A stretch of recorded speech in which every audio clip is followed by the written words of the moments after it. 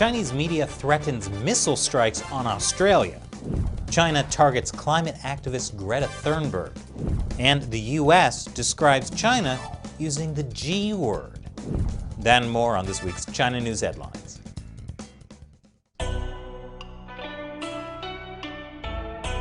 Welcome to China Uncensored. I'm Chris Chappell. This episode is sponsored by Daily Pnut. The news can be a tough pill to swallow. That's why Daily Pnut gives you a daily dose of news in equal parts humor and substance.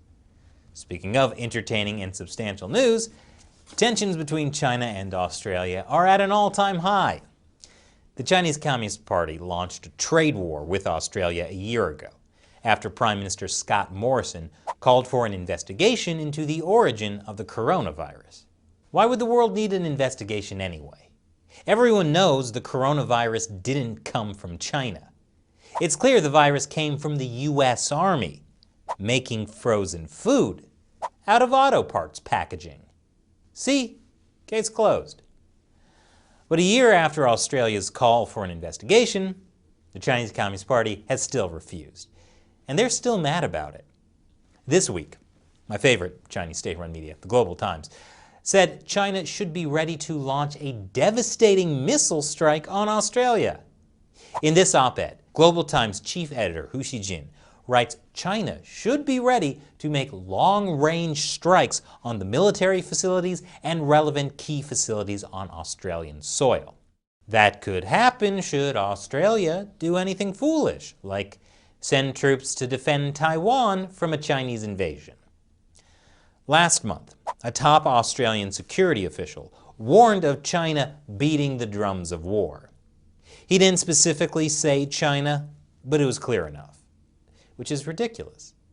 As the Global Times says, China loves peace, especially the pieces of Australia left after a Chinese missile strike.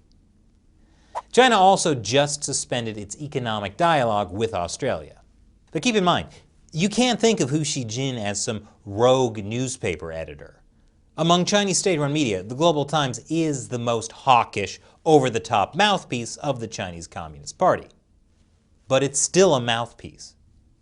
This is part of the party's year-long attempt to terrorize Australia into submission.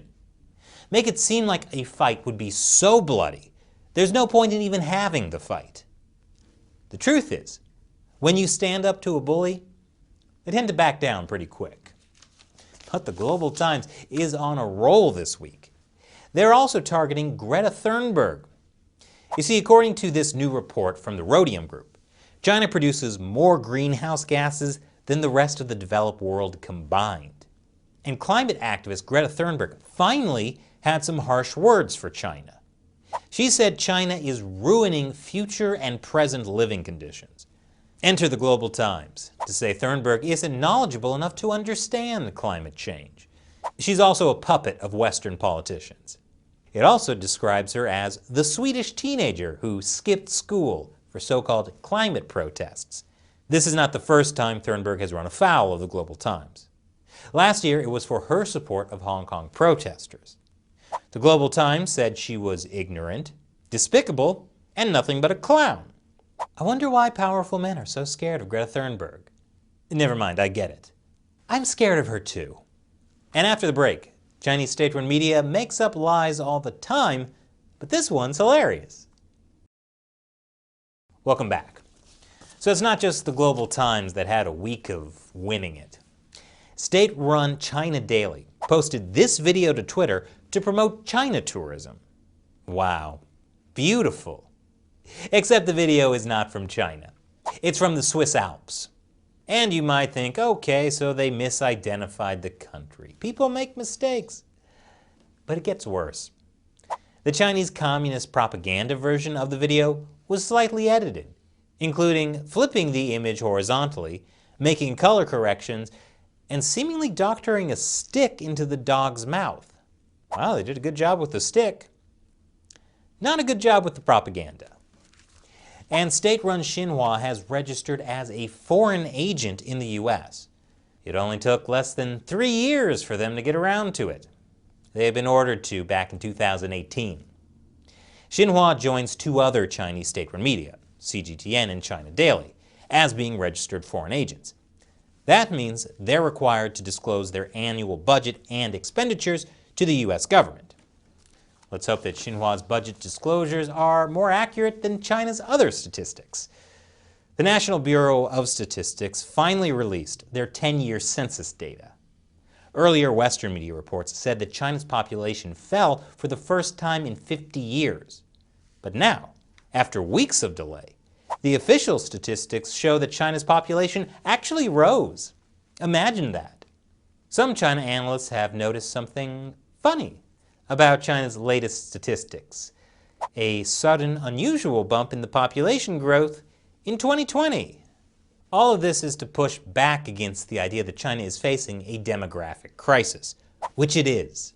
I talked about that crisis in an episode last week.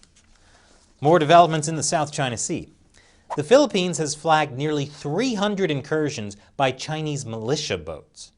Government of the Philippines says it has logged what it calls illegal incursions into its waters by 287 boats with Chinese militia aboard.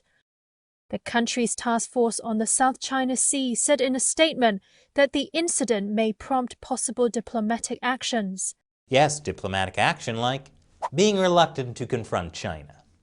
Meanwhile, Taiwan is denouncing China's shameless lies, specifically about refusing Taiwan access to the World Health Organization. China prevents Taiwan from having access to the WHO because, as China's foreign ministry said, nobody cared more for Taiwan's people than the Chinese government. Taiwan's foreign minister, Joseph Wu, responded by saying, after what Beijing has done to Xinjiang, Tibet, and Hong Kong, no sane person would believe it could take care of Taiwan's health needs, or otherwise. Thank God we aren't under China's control. Please, help us keep it at a distance. Now that's one form of social distancing I can get behind. That and social distancing because of my crippling anxiety around people in general. And U.S. Secretary of State Antony Blinken has decided to make the Chinese Communist Party very unhappy this week. He said there is no reasonable justification for Taiwan's continued exclusion from the World Health Organization. And he demanded the WHO allow Taiwan to attend an upcoming WHO meeting, the World Health Assembly. You know, being that Taiwan is part of the world. But Blinken didn't stop there. He also announced the State Department is sanctioning a Chinese official involved in the persecution of the Falun Gong spiritual group. China broadly criminalizes religious expression and continues to commit crimes against humanity and genocide against Muslim Uyghurs and members of other religious and ethnic minority groups.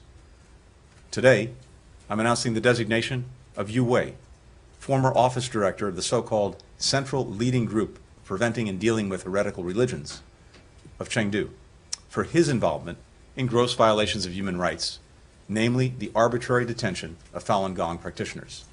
Blinken made the announcement as part of the release of the State Department's 2020 International Religious Freedom Report. And Blinken also specifically used the word genocide to talk about the persecution of Uyghurs in Xinjiang.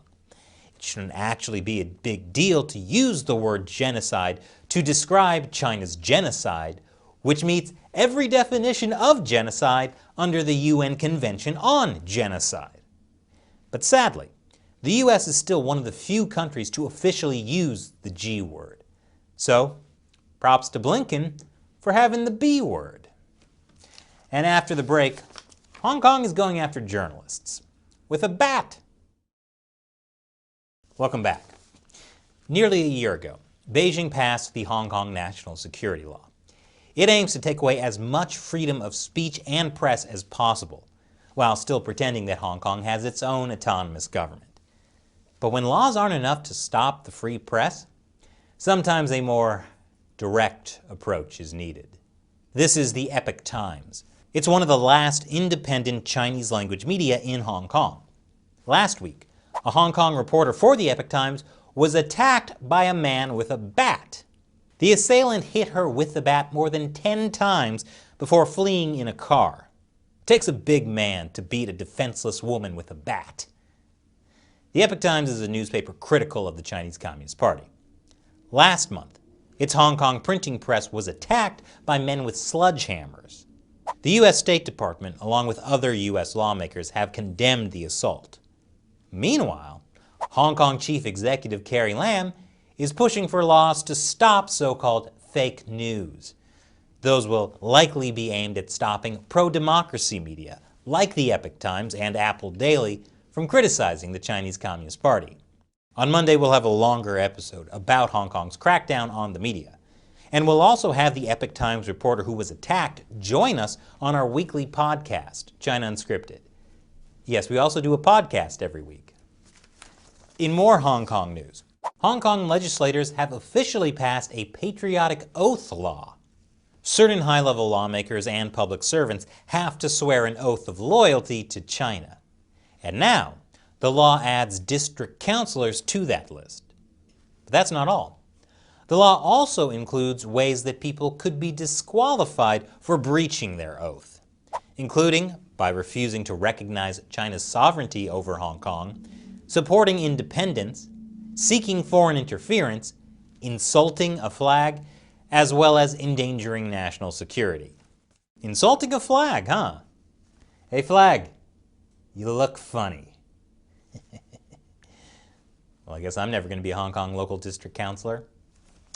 The Biden administration is reversing a Trump-era blacklist of Chinese phone company Xiaomi. The Trump administration had put it on a trade blacklist because of links between Xiaomi and the Chinese military. 7 other Chinese companies were put on the same blacklist, but Xiaomi sued and won in a U.S. court. Soon after the victory, Reuters reported that other Chinese companies placed on the same blacklist were considering similar lawsuits. A fantastic development. See, by law, all Chinese companies have to work with the Chinese military. They call it civil-military fusion. And now, Chinese military-linked companies like Xiaomi will be able to sell their hardware devices in the U.S. again to unsuspecting consumers. And this episode is sponsored by Daily Pnut. If you want more daily news that goes beyond what we cover in our weekly headlines episode, check out Daily Pnut. It's a bunch of fast, timely news stories selected for you and available to read on your phone, tablet, or computer. Reading Daily Pnut is an easy way to filter out the noise and learn more about the world news that matters. Join more than 250,000 other readers. Education and entertainment delivered right to your inbox every morning. And the best part is, it's free. So sign up for Daily Pnut now. Use the link in the description below. I'm Chris Chappell. Thanks for watching.